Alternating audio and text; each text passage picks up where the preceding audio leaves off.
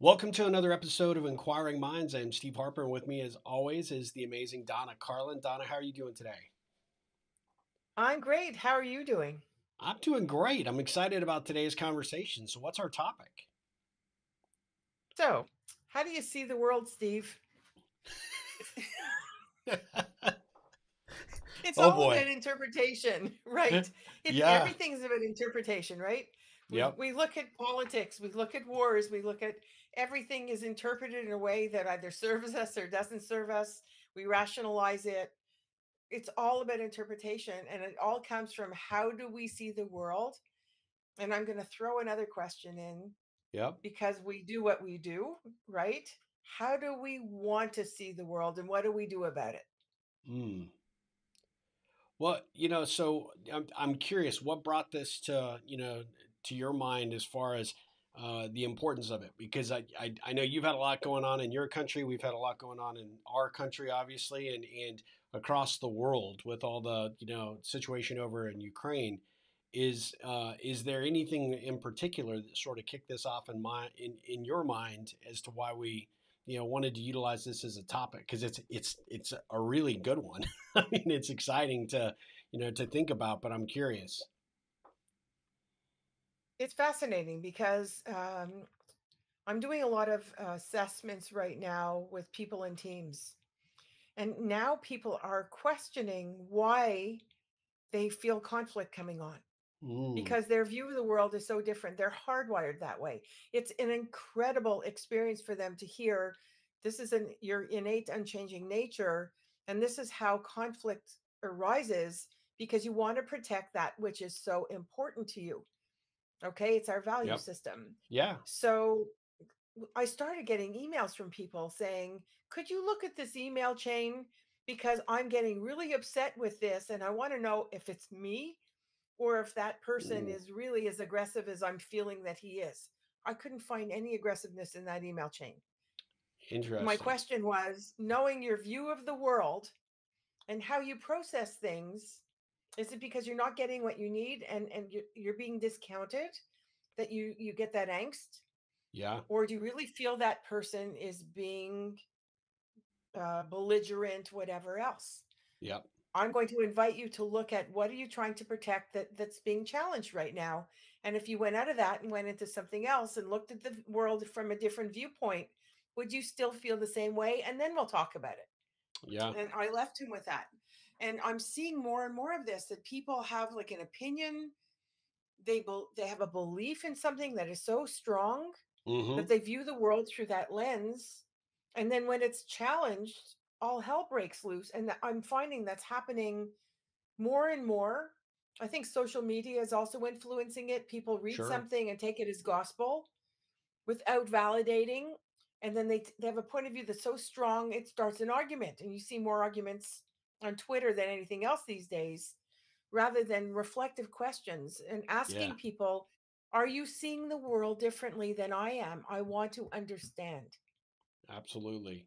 Well, and you said a couple of things there. It's the lenses by which people are looking at them. It's the sensitivity they have, and it is kind of funny because interesting that you had a client that had put that in front of you so they could get an opinion, which is, you got to give them credit for that, right? At the end of the day, they took the time to say, hey, wait, am I being unreasonable here, or do you see what I see?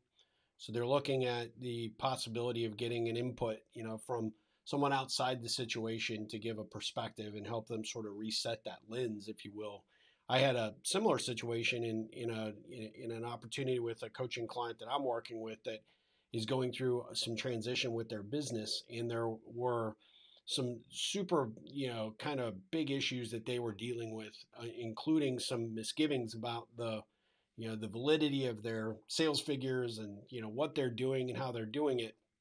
And there was a hypersensitivity to the overall situation because I think at the end of the day there's a whole lot of stress that this person is viewing their situation, right? Do I need to sell? Is this something that I really am comfortable moving forward and doing?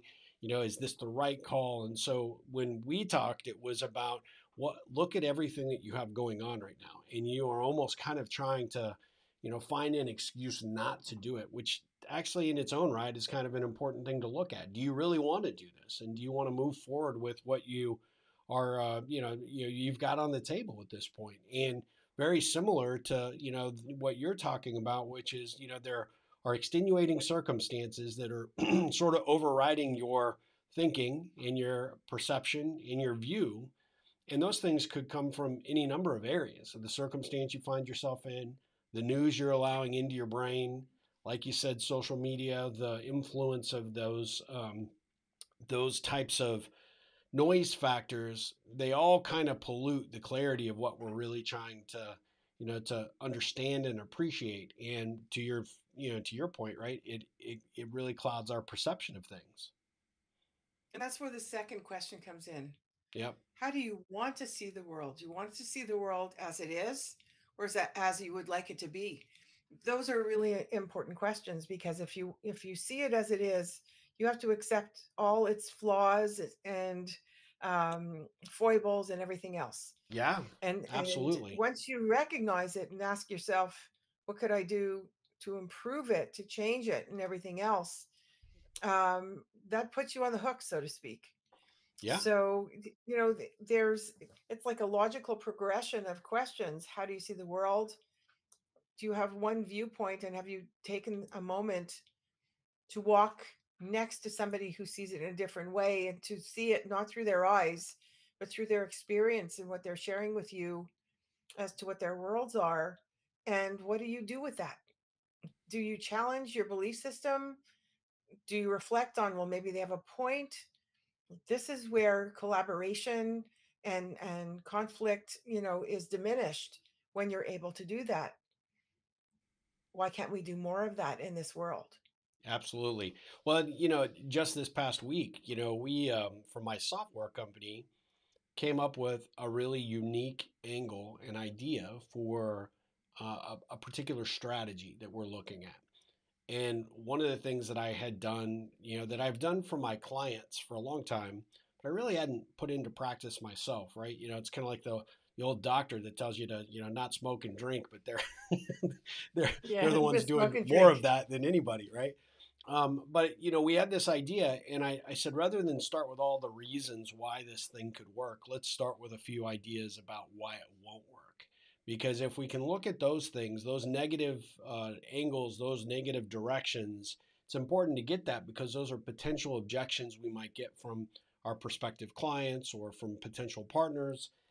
And let's talk through those things. Pitch me on why this won't work. Pitch me on why this idea is not a solid one, and then we'll come back at it with the perception of, okay, why it will work in the same context of the conversation. So I sent everybody away, gave them a couple days to think about it, and said, okay, we'll come back and we'll start with the negative and come back to the positive. But what actually really happened was we had a much more productive dialogue and a much different approach to how we were doing it. And what I found was that we actually strengthened the idea by looking at kind of this thing from every angle. And what I realized was that had we not done that, perception and sort of our viewpoints could have completely been clouded. And we may not have ever gotten to the heart or the meat of the great idea that we have, that we believe, really does have some promise. But by starting with that perception of, okay, why would you off the cuff think this thing won't work? It allowed us to say, let's look at it from these different angles, this different viewpoint, and then let's come back to it and say, how do we overcome those? And ultimately, why do the reasons for overcoming it, do they outweigh, the negatives, right? So that we could actually feel comfortable and confident in the idea that we were talking about. And ultimately, it just led to far more productive dialogues. The the reason I bring that up is most great ideas that get tossed out there, everybody gets excited. It's the newness, the sexiness of the situation, and we never take the time to to really stop and think about the alternative and the other approach. And sometimes, if it's a great idea, no matter how great it is, you're always going to find opposition to it, whether it be internal or from a prospective client or customer. So understanding and appreciating that from that viewpoint is important, so that you have built up the arsenal to have enough enough key components to build a conversation and a real dialogue around all the positives of why an idea might work. So, looking at it from this perspective, it is it's a really important one because I don't think a lot of us take the time to stop. We're so surrounded by the craziness of our work and our personal lives, and it really does truly cloud our judgment if we're not cognizant of it. It's really funny, the idea example that you gave, um, when we're working with people on presentations, talks, to get up on stage and to or in front of an audience that might be buying something that you Yeah. want to share that great idea with. We always say start off with all the doubts that they must have in their minds. That's how you start off. And you Yep. you start off by saying something's telling me, not I'm sure that this is what you're thinking, because that's disrespectful, but something's telling me that this might be going through your mind. you know it won't work because of this, there's no money for it right now, and whatever the third thing is. You don't have to worry about that because we've already considered all 3 points.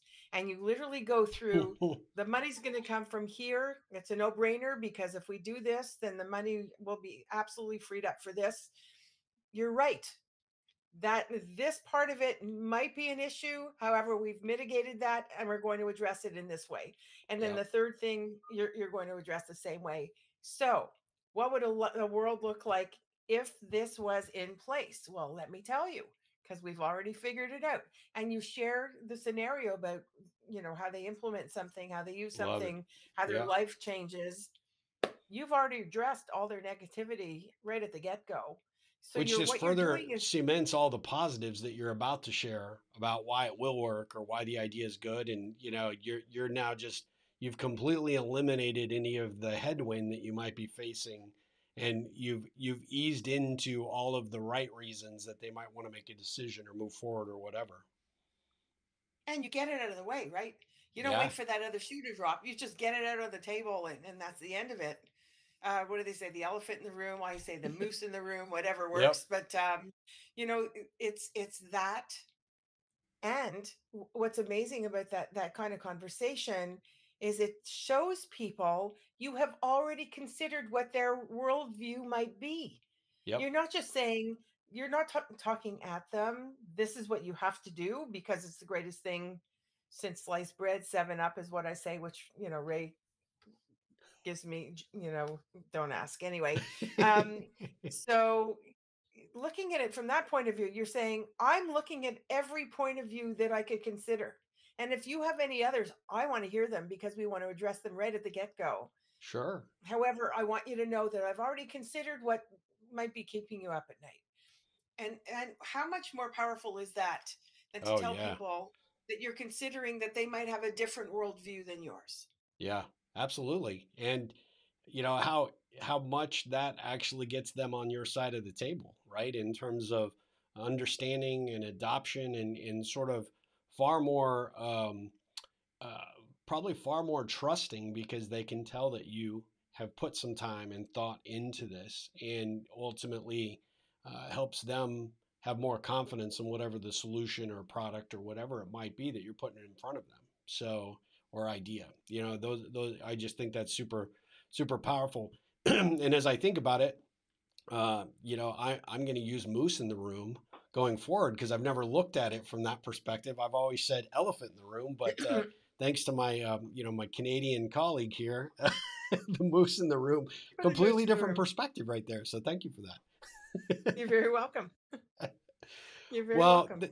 this is this, like every conversation that we have on Inquiring Minds, the thing that we want to have our audience really embrace is to ask yourself these questions and ask yourself what are the influences that are, perhaps maybe clouding your judgment, your decision making, your perception of the world or of a situation or a relationship, and ask yourself, am I defaulting to my environment and allowing that to cloud my perception of things? And if I am, what am I going to do to fix that? And if I feel like I've done a pretty good job, what could I do better, right? To make sure that I'm hyper, sensitive to the fact that I need to be a little bit more broader in my thinking and a little bit more open.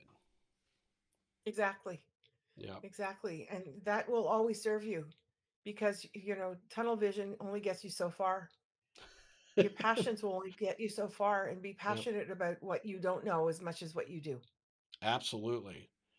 Well, you continue to surprise me every single time we have these conversations because you put some really amazing thoughts into the conversations that we're going to have and the topics that we cover. And so this one, certainly, opened my eye to a lot of things that, I need to maybe approach differently myself. And at the same time, also kind of reaffirming some of the strategies and ideas I'm already working towards, just because I want to be a lot more open. And, that's what the whole inquiring minds concept is about, thinking in a different level, having these conversations and looking at perspectives from maybe a little different angle than you expected. So, Donna, how do people get involved in and maybe continue this conversation with us, or perhaps maybe suggest other topics they'd like us to cover in the future? Join our Facebook group, Inquiring Minds with Donna Carlin and Steve Harper. Share your 3 cents with us, what you got from the calls, what you want to have us discuss in future. Start a conversation, and we'll continue with you engaging in that conversation. That's the first thing. And go to our YouTube channel, our podcast. There's various ways for you to interact with us. You could go to our websites to find out more and to have links to our social media, see what else we talk about. So Steve is at ripplecentral.com. I'm at donnacarlin.com. Contact us. Let us Yeah. know what you think, what you want, and how we could invite you into the conversation. Absolutely. Now not only am I going to use the moose in the room, but I'm going to use the 3 cents as opposed to the 2 cents. So What's the difference in the dollar? inflation, it's driving that up, I guess. Inflation. And there you go. Yeah. Well, until next time, Donna, thanks for the conversation, and we'll be back with another episode of Inquiring Minds very soon. Have a good one.